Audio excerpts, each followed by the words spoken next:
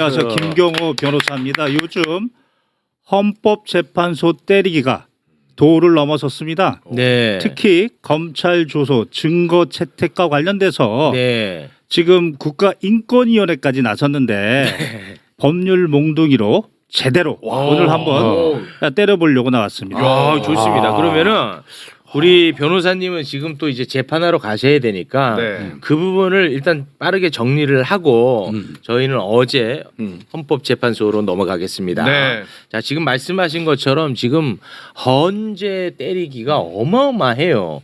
그리고 윤석열을 중심으로 해서 윤석열 측은 수사기관에서 그 수사했던 그 조서 있죠. 네네. 그거를 이제 증거 채택으로 삼으면 안 된다고 계속 때를 쓰고 있거든요. 그렇죠.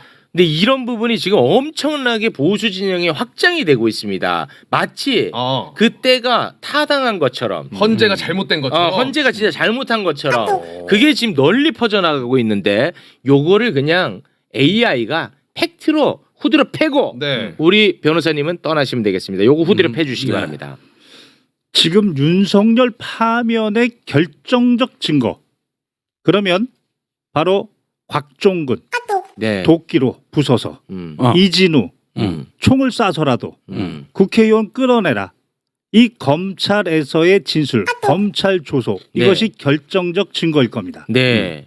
이것을 어떻게든 막아야 됩니다. 윤석열과 그 변호인 측은 막아야 됩니다. 그렇습니다. 그것을 어디에서 힌트를 얻었느냐? 제가 보기엔 2020년 2월 4일 형사소송법 312조가 개정이 됐습니다. 그 전에는 검찰에서 진술한 것을 아무리 내용을 부인해도 어디 검사 앞에서 얘기했는데 부인하냐? 증거로 채택했습니다. 그렇지만 2020년 2월 4일 이후에는 요즘 검사에 대한 불신이 워낙 많으니까. 우리 사회에 많으니까 그렇지.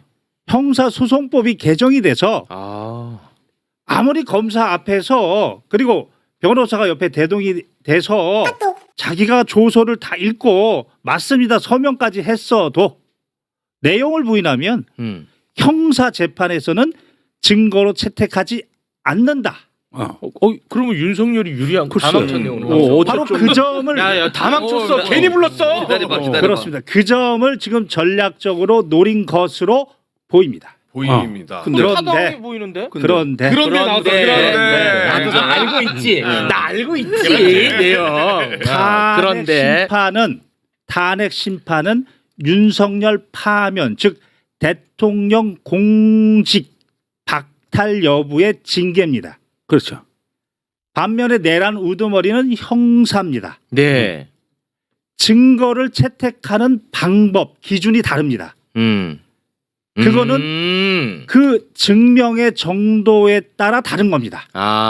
증명의 정도. 그렇습니다. 그러니까 형사 재판에서 채택하는 증거의 조건이 더 까다롭고 그렇죠. 이 탄핵은 징계 재판이니까 그것의 증거 채택은 조금 덜 까다롭다 뭐 이런 얘기인가 조금 보네요. 더 설명을 드리면 네. 대법원 20172 20172 74702 74701 판결에 따르면 징계에서는 어느 사실이 있다고 시인하려면 고도의 개연성 정도 있으면 되겠다. 여기서 핵심은 고도의 개연성. 네. 우리 일반 대화로 얘기하면 10중 8구. 확률로 얘기하면 80에서 90% 정도 인정이 되면 그거는 증거 채택이 된다.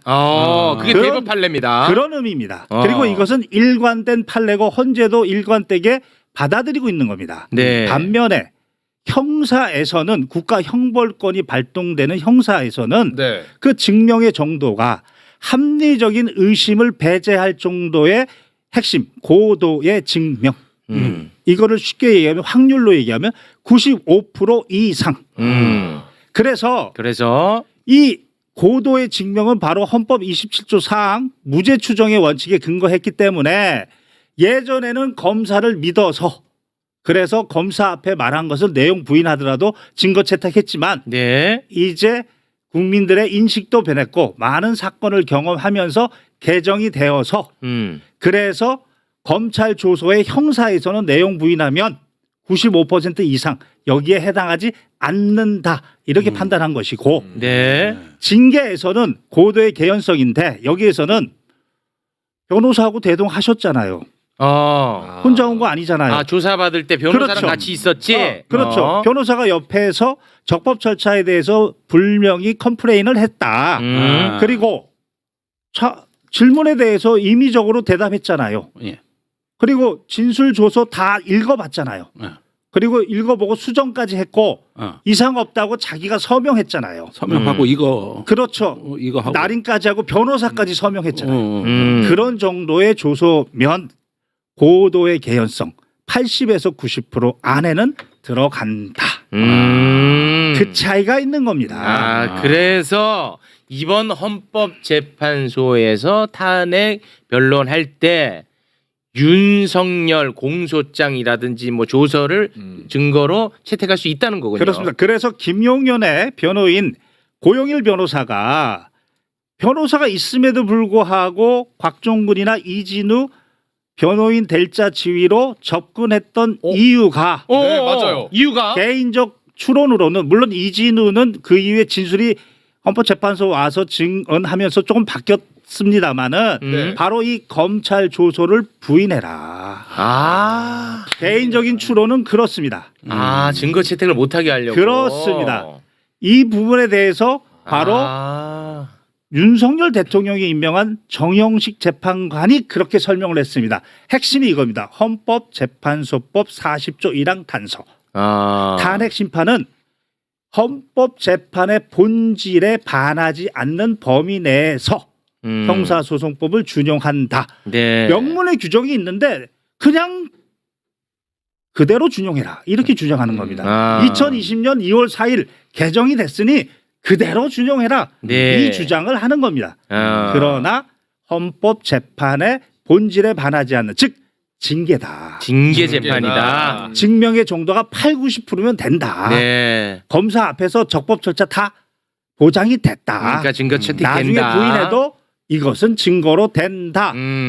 그거 증거 채택된다는 사실을 윤석열이 제일 잘 알고 있어. 잘 알고 있죠. 맞죠? 증거를 채택할 네, 수 있다는 거 제일 잘 알죠? 바로 박근혜 대통령 탄핵 때에도 그 기준이 적용이 됐고 그래서 노- 지가 수사한 거 보내줬잖아. 언제 노무현- 맞죠? 네, 그랬죠. 네, 네. 노무현 대통령 탄핵 때도 그 기준이 적용됐고 심지어 2023 헌나 1 이상민 행안부 장관 탄핵 사건 때 네. 또 2023 헌나 2 이 김동완 검사 탄핵 사건 때도 똑같은 기준이 적용이 돼서 안동안, 일관성 있는 네. 안동안 죄송합니다. 네, 안동안 그렇습니다. 기각됐습니다. 역시 근데. 제가 검사들에게 관심이 좀 없습니다. 예, 보복 기소했던 사람이거든요. 그렇죠. 보복 기소 예, 안동안이라고. 그렇습니다. 근데 그 기각됐어. 아유. 약간 AI가 문제가 생겼. 예. 바로 인간이 기각이 도와주잖아요, 됐다는 게 그 증거들이 들어갔다. 그런 증거도 들어갔다. 알겠습니다. 이런 얘기입니다. 네. 따라서 결론은 이런 대법원과 헌재의 확고한 기준, 징계에서의 증거 채택의 기준 또 형사 재판에서의 증거 채택의 기준을 몰랐다면 오세훈 헌법 적법 절차 수호자를 포기했다. 원희룡 헌법 도망소 헌법을 버렸다. 맞죠. 그렇게 얘기하고 있습니다. 국가인권위원회 형사의 엄격성을 적용해서 방어권을 보장해라. 윤석열 풀어주라고 지금 하죠. 다 이렇게 이야기하고 있는데 이분들이 만약에 몰랐다면 사법고시가 근본적으로 문제가 있다는 것이고 네. 저는 그렇게 생각하지 않고 알겠습니다. 알면서 하고 있는데 네, 이제 왜 그러냐 그만하시죠. 헌법재판소 불신을 네. 바로 극우층에게 극대화시키고 그래서 있는 전략이다. 네. 저는 그렇게 보는 겁니다. 네. 보시죠. 자, 핵심은 문제 없다. 증거 채택에는 문제 없는 걸 윤석열도 다 알고 있다. 왜냐 본인이 특검 때 헌재에 보내줬던 기억이 있으니까. 네. 네. 어제